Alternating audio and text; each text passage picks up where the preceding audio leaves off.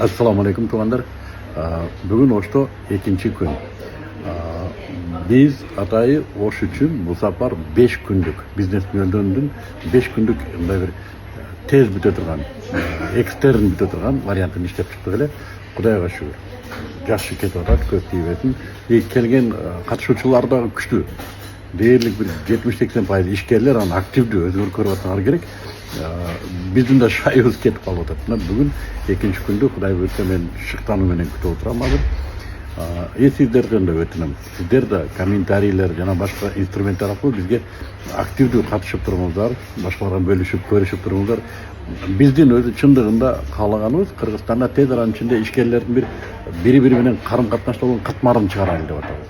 Бири-бири менен тыгыз байланышта болгон бир ошо мамилесин жолго салайлы деп атабыз. Мына четтеги мамлекеттерди көргөндө да көпчүлүк мамлекеттерде ишкерлер өздөрүнүн демилгеси менен эле ушинтип биригип, бири-бирине жардам берип өнүгөт экен.